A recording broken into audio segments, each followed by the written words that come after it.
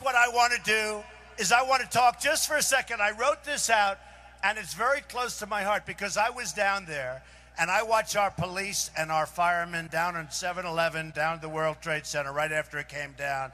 And I saw the greatest people I've ever seen in action down on 7-Eleven, down on 7-Eleven. So, down on 7-Eleven. So either Donald Trump has Slurpees on the back of his mind all the time, or Donald Trump is working for occultists. And what do I mean by he's working for occultists?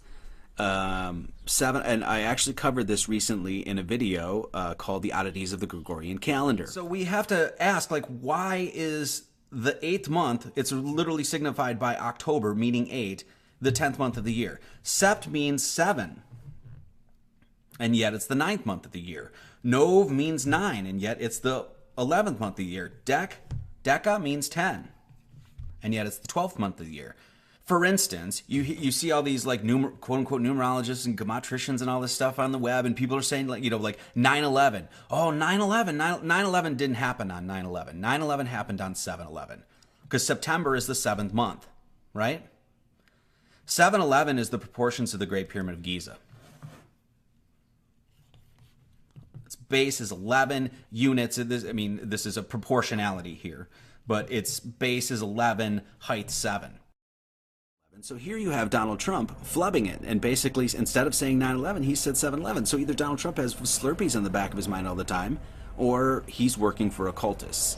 I don't know. What do you think? What do you think? So the proportions of the Great Pyramid of Giza, I've covered this in many other videos.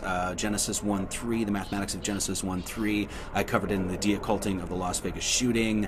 I covered it in a video called Squaring the Circle, where I looked at Jesus Christ and how the name Jesus Christ actually squares the circle. And the process of squaring the circle is trying to find an area of a circle that's equal to the area of a square. And this is an ancient mystical mathematical art that they're actually encoding these mathematics into these occult rituals. 9/11 is one of them.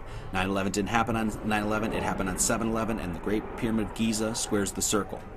And I also mentioned in the deocculting of Las Vegas, the whole Route 91, Jason Aldean, Stephen Paddock thing, right, where all those people supposedly died. They did it right next to a representation of the Great Pyramid of Giza. It was right there. So there's a representation of the Great Pyramid right next to, once again, an occult ritual.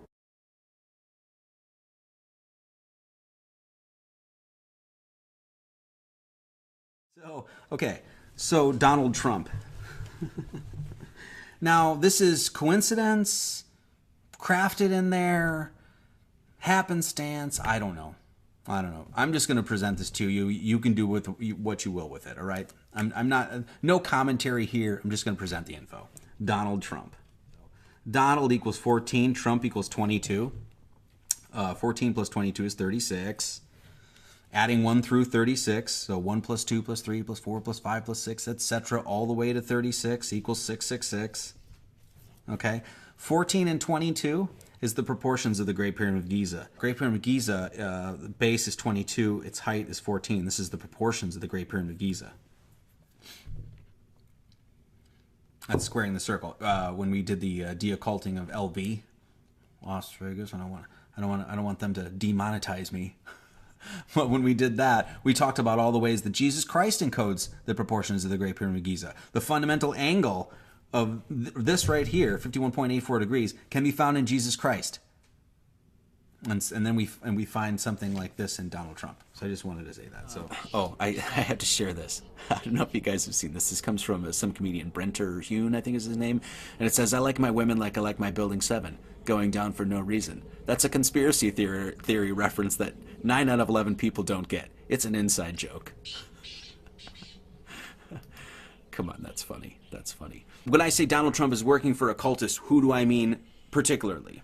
Donald Trump, now this just recently happened. Donald Trump, as you all know, for Trump, an embassy in Jerusalem is a political decision, not a diplomatic one. And there's Sheldon Adelson there. Sheldon Adelson is an Israeli, and very influential in finance and all that. So Trump moved the embassy from Tel Aviv to Jerusalem, and here this is actually a clip from this article. It says Washington 10 days before Donald J. Trump took office, Sheldon G. Adelson went to Trump Tower for a private meeting. So this is 10 days before Donald Trump took office. And afterward, Mr. Adelson, the casino billionaire and Republican donor, called an old friend, Morton A. Klein, to report that Mr. Trump told him that moving the American embassy from Tel Aviv to Jerusalem would be a major priority. And who is Morton Klein? Morton Klein is a German-born American economist, statistician, and pro-Israel activist. He is the president of the Zionist Organization of America, ZOA, Zionist Organization of America. And Morton Klein goes on to say he was very excited, as was I, said Mr. Klein. The president of the Zionist Organization of America, a hardline pro-Israel group, says this is something that is in Donald Trump's heart and soul. People think that what Zionism is a political movement that is there to reestablish Israel as the homeland for the Jews. Well, I'm here to tell you that it might be a political movement, but the political movement is backed by a theology. That there would be no political movement if there wasn't a theological base. And when you actually get and look at this stuff and you take a filter to it, like a funnel to it, you can have the finance at the top and the media at the top, and then you can have all these other issues, and you can have politics, but when you get to the bottom funnel, what you're going to find is theology. That all of this stuff is based on theology, because there's nothing stronger than the concept and idea of the chosen people, God's people, and that their decisions and how they act as a group, as a tribe of Judah, Judea, is based on theology. So that is the cornerstone upon which they work. Make no mistake about it. This comes from RT. It says, I don't know if you guys saw this. This is just insane. But the Temple Mount photo, this is the U.S. envoy was handed a fake photo with a mosque replaced by the Jewish temple. And this was the famous Islamic mosque, of course, Dome of the Rock.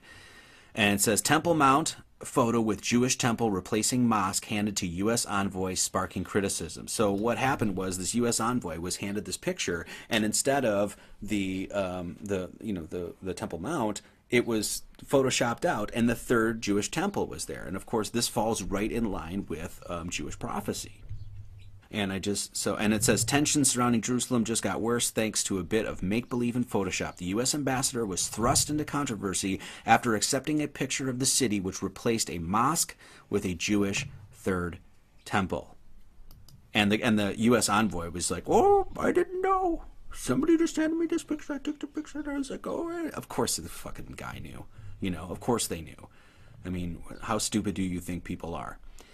So the problem with this is this follows right in line with Jewish eschatology. So this is the third temple, and it says, this comes from Wikipedia, of course. It says, if built, the third temple, literally the house or the holy, the third, would be the third Jewish temple in Jerusalem after Solomon's temple and the rebuilt second temple. Although it has not been built, prospects for its completion are important to Jewish eschatology. What is Jewish eschatology? Once again, it's based on theology. Jewish eschatology is the area of theology and philosophy concerned with events that will happen in the end of days and related concepts, according to the Hebrew Bible and Jewish thought. And it says this includes the ingathering of the exiled diaspora, the coming of a Jewish Messiah, etc. And so all of this stuff that's going on right now is falling right in line with Jewish prophecy. So the rebuilding of the temple, which there looks like they're planning to do, and the moving of the creation of the state of Israel, and was it 45 or whatever it was, and then you also have moving the embassy, American embassy, to Jerusalem, the heart of Israel. So all of that's going on, and the reason this is a problem is because of things like this. We have this is dual citizenship, dual loyalty, and so all of these people are American citizens and then Israeli citizens as well. So guys, the U.S. Senate there, Richard Blumenthal, Dianne Feinstein, Herb Kohl, Charles Schumer, et cetera, House of Representatives, you got a ton of these people, which means that their loyalties don't just reside in America. They reside to something greater, and they reside to the tribe of Judah or Judea or Israel. And so those people are not working for your interests, just so you know that. They're working for a higher interest, once again, that's based on theology. And this is another thing that's pretty scary. I just wanted to point this out. This is a, what's his name? Ted Douche. Let's call him Ted Douche. Jewish Congressman Ted Deutsch introduced a bill last week to define anti-Semitism for the consideration of enforcing anti-discrimination laws per the Civil Rights Act. Let me say that again. Introduced a bill last week to define anti-Semitism for the consideration of enforcing anti-discrimination laws per the Civil Rights Act. So basically, you know, if anything that they construe as anti-Semitism will now be deemed hate speech, and therefore you could serve jail time, all this other stuff. I know that Great Britain, they passed some bill, I don't know the ins and outs of it, but they passed some bill that said that if you say the wrong thing on social media that could be considered hate speech, you could serve up to 6 years in jail.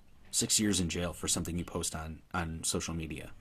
6 years in jail, not for grievous bodily harm, not for sexual assault, not for selling Class A drugs to children, but 6 years in jail for sharing something on social media that the government deems politically incorrect. 6 years in jail is the proposed maximum sentence put forward by the Sentencing Council in their latest set of proposals titled Public Order Offences Guidelines Consultation. And these proposed 6-year sentences will be handed out to individuals who share social media posts that are deemed hostile towards a race, religion, or sexual identity.